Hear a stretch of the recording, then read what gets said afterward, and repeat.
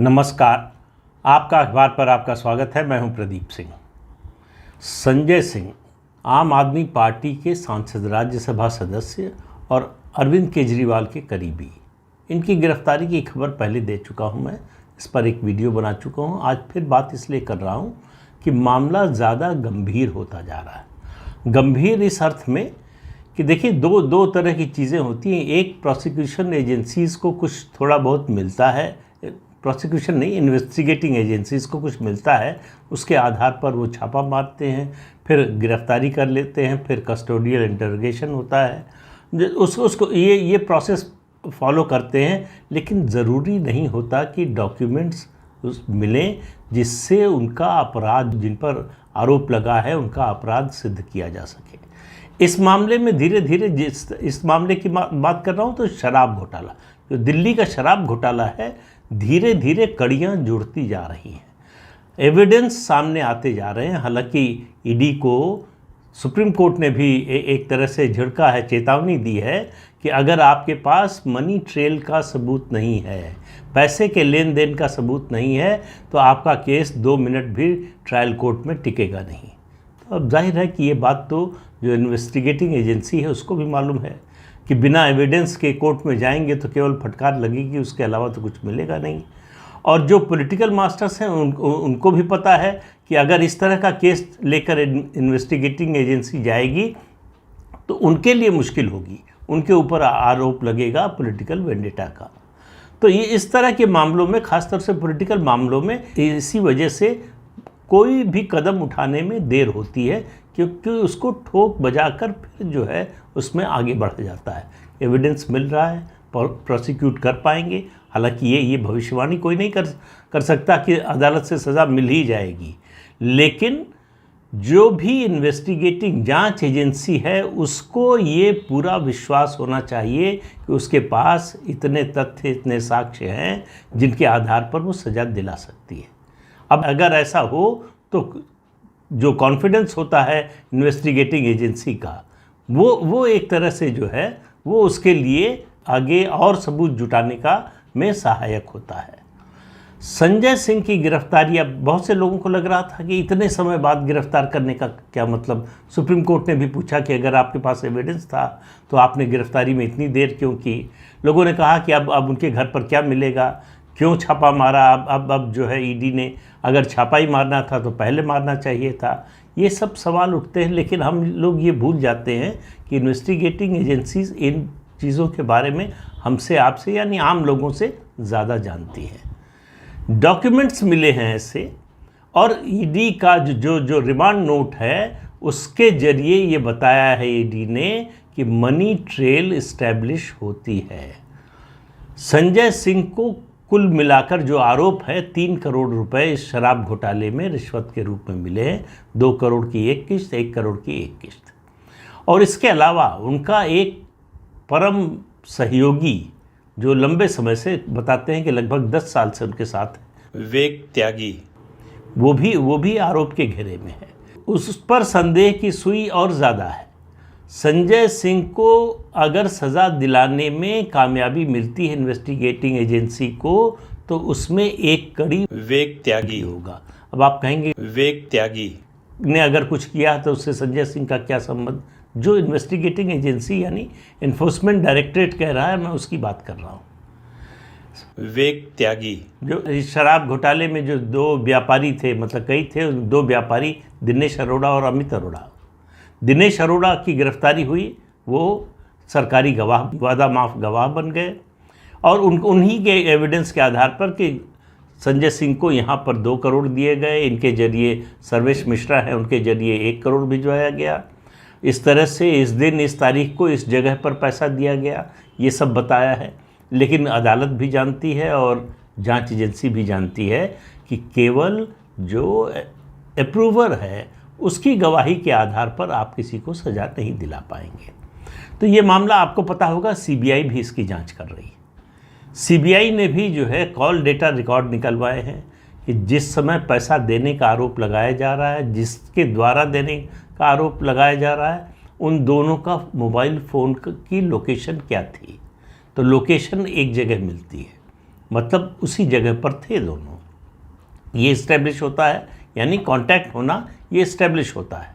उसके अलावा वेग त्यागी को अमित अरोड़ा की कंपनी में शेयर मिल गया। अब वेग त्यागी कोई ऐसे इंडस्ट्रिस्ट नहीं है, कोई ऐसे बड़े व्यापारी नहीं है, कोई ऐसे पैसे वाले नहीं हैं जिनको अमित अरोड़ा अपनी कंपनी में शेयर दे। ईडी का कहना है कि वेग त्यागी दरअसल संजय सिंह के फ्रंट है। तो ये जो एविडेंस एक एक करके मिलते जा रहा है, और अब ईडी का कहना है कि हमारे पास ये जो वादा माफ गवाह हैं, अप्रूवर हैं, इनके अलावा भी एविडेंस है, गवाहियां हैं, हमारे पास डॉक्यूमेंट्स हैं। तो जाहिर है कि ट्रायल के दौरान और जो सीबीआई स्पेशल कोर्ट है उसने जब रिमांड 5 दिन की दी संजय सिंह की, तो उसने कहा कि जो एविडेंस है सामने उसके आधार पर कस्टोडियल इंटरोगेशन ज़रूरी है।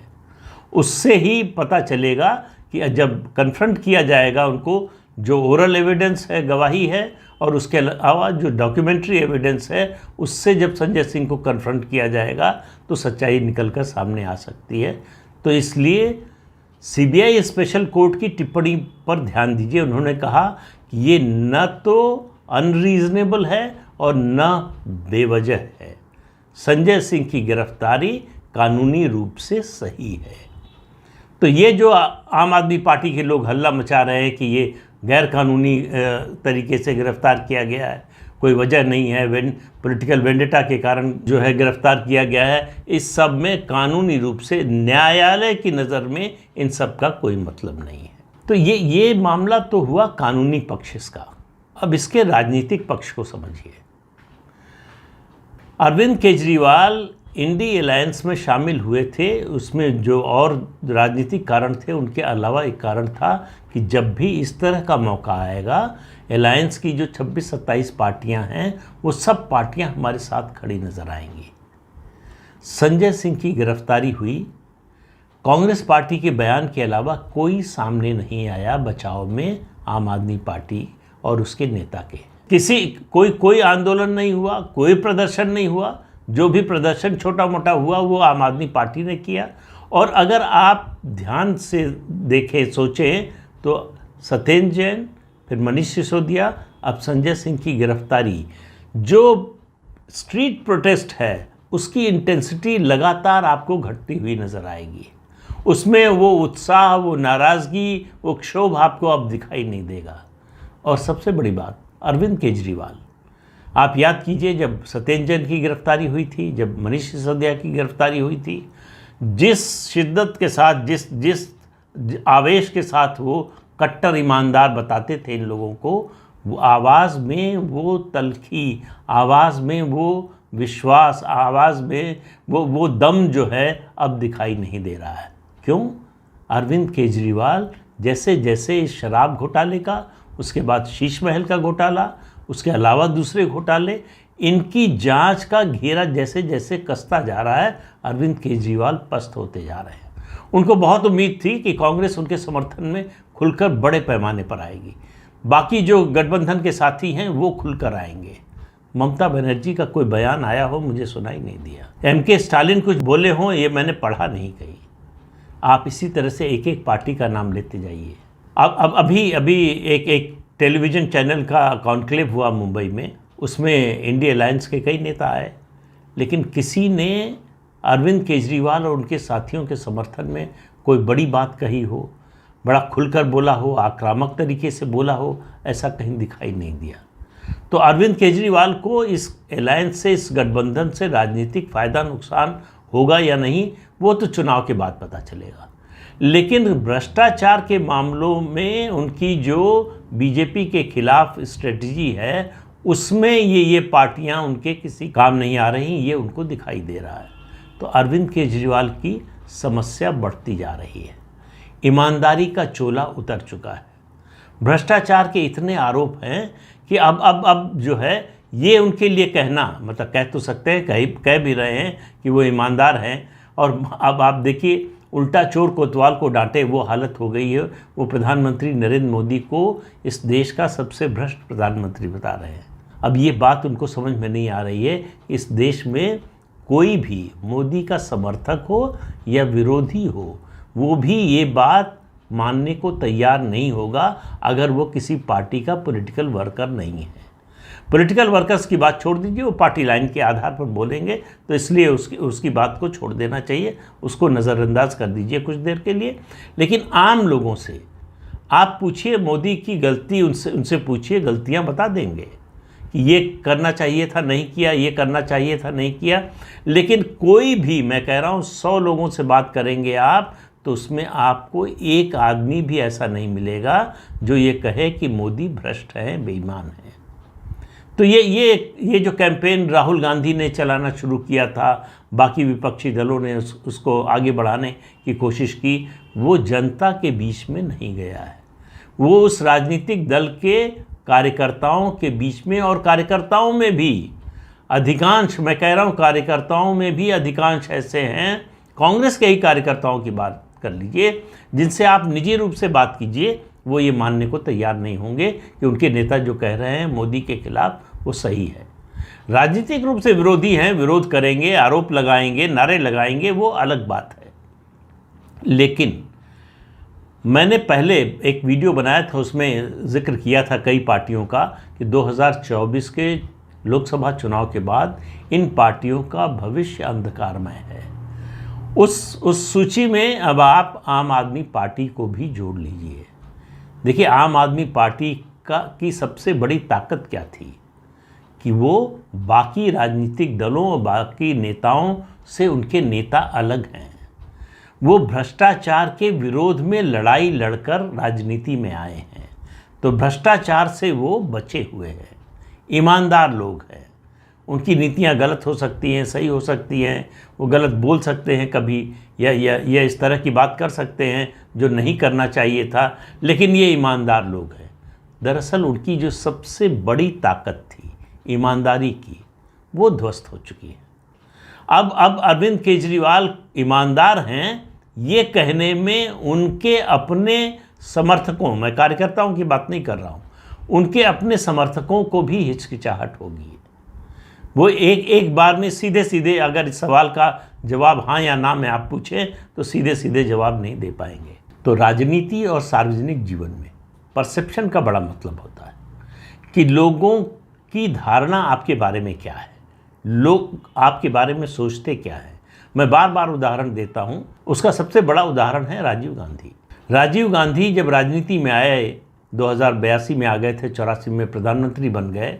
उसके बाद मिस्टर क्लीन की छवि, मिस्टर क्लीन की उपाधि उनको मिली थी कि ये ईमानदार हैं, साफ सुथरी छवि के हैं।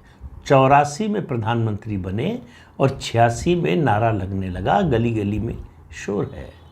आगे नहीं बोलूँगा, राजनीतिक नारा है, उससे थोड़ा बचने की कोशिश करना चाहिए, इसलिए मैं वो अगले शब्द नहीं बोलूँगा। लेकिन राजीव गांधी लोगों की नज़र में भ्रष्ट हो गए थे, लोगों ने मान लिया था। बोफोर्स पर अदालत का फैसला जब आया तब आया, लोगों को अदालत के फैसले का इंतज़ार नहीं होता ऐसे मामलों में। वो अपनी धारणा जो देखते हैं, जो तथ्य उनके सामने आते हैं और जो उनकी गट फीलिंग कहती है, उसके आधार पर बना लेते हैं। तो लोगों ने ये बना लिया, ये धारणा बना ली कि ज़रूर बोफोर्स में राजीव गांधी ने कुछ गड़बड़ किया है, और उसका नतीजा ये हुआ कि 84 में जितनी सीटें मिली थी उसकी आधी भी 1989 में नहीं मिली। तो ये राजनीति में परसेप्शन का बहुत महत्व होता है। परसेप्शन आपको फर्श से अर्श पर पहुंचाता है, और वही परसेप्शन आपको अर्श से फर्श पर लाकर पटक देता है। तो अरविंद केजरीवाल जनता की नज़र में उनकी पूरी टोली भ्रष्ट लोगों की टोली साबित हो चुकी है। अदालत में होगी कि नहीं मुझे नहीं मालूम, वो जांच एजेंसियों के पास क्या है, अदालत उसको किस तरह से व्यू करती है, इन सब बातों पर निर्भर करता है।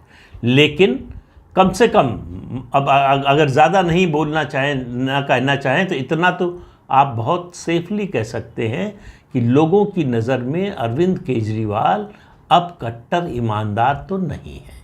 कट्टर बेईमान उनको अदालत से साबित होना है, लेकिन कट्टर ईमानदार नहीं है। ये बात अरविंद केजरीवाल को समझ में आ रही है, इसलिए उनकी बेचैनी, उनकी चिंता, उनकी अकुलाहट सब कुछ बढ़ती जा रही है। उनको ज़्यादा तकलीफ या कहें अफसोस या दुख इस बात का भी हो रहा है कि उनका साथ देने के लिए कोई नहीं आ रहा है। उनको लगा था कि जो हमारे अलावा विपक्ष में पार्टियां हैं वो सब भ्रष्टाचार के आरोप में घिरे हुए लोग हैं, गिरी हुई पार्टियां और नेता हैं, तो भ्रष्टाचार के आरोप में मेरे खिलाफ या मेरी पार्टी के नेताओं के खिलाफ कुछ होगा तो ये हमारे समर्थन में आएंगे। ये एकता जो है ज़्यादा प्रभावी होती है, ज़्यादा कारगर होती है, तो ये एकता दिखाई देगी। लेकिन विपक्षी दलों का गठबंधन बनने के बाद भी उस तरह की एकता नज़र नहीं आ रही है। और मैं कह रहा हूँ ये भ्रष्टाचार के मामले पर ही नहीं, किसी भी मामले पर। नीतीश कुमार ने बिहार में जाति आधारित गणना करा ली। अब आप देखिए, कोई उत्साह, कोई हर्ष, कोई उल्लास आपको विपक्षी खेमे में नज़र आ रहा है कि हमने बहुत बड़ा काम कर लिया, हमारे हाथ में एक बड़ा एजेंडा लग गया, एक नैरेटिव हमारे हाथ में आ गया। सबको शक है कि जो कुछ हो रहा है उससे कोई फ़ायदा होगा या नहीं। मोदी की जो पर्सनैलिटी है, मोदी की जो लोकप्रियता है, मोदी की जो साख है, उसमें हम डेंट लगा पाएंगे क्या? ये जो सेल्फ डाउट है, वो जो छोटी मोटी उपलब्धि कोई हो भी रही है, वैसे तो कोई बड़ी उपलब्धि तो हो नहीं रही है, उसको भी एंजॉय नहीं कर पा रहे हैं। उसको लेकर भी मन में शंका है कि कहीं ऐसा तो नहीं है ज़्यादा उत्साह दिखाएं इसका नुकसान हो जाए। तो अरविंद केजरीवाल के लिए, और मैं कह रहा हूँ केवल अरविंद केजरीवाल के लिए नहीं, भ्रष्टाचार के आरोप में घिरे जितने भी नेता हैं उन सब के लिए बुरा समय आ रहा है। क्योंकि अगर उनको ये उम्मीद होती कि 2024 के बाद नरेंद्र मोदी प्रधानमंत्री नहीं रहेंगे तो आप देखिए उनका उत्साह अलग तरह का नज़र आता। वो ये मान कर चल रहे हैं, वो मान चुके हैं कि 2024 में तो मोदी आ ही रहे हैं, बात अब 2029 की सोचने की है। तो 2024 में नरेंद्र मोदी के तीसरी बार आने का मतलब है कि भ्रष्टाचार के आरोप में घिरे नेताओं की उल्टी गिनती शुरू हो जाएगी और अरविंद केजरीवाल आपको उस कतार में सबसे आगे नजर आएंगे। तो अरविंद केजरीवाल कट्टर ईमानदार से कट्टर बेईमान ठहराए जाने की ओर एक एक कदम आगे बढ़ रहे हैं। तो इस अंक में इतना ही, अगले अंक में फिर मिलेंगे किसी नए मुद्दे के साथ। तब तक के लिए अनुमति दीजिए। आपसे अनुरोध है कि ये चैनल देखिए, शेयर कीजिए, लाइक कीजिए और सब्सक्राइब ज़रूर कीजिए। नमस्कार।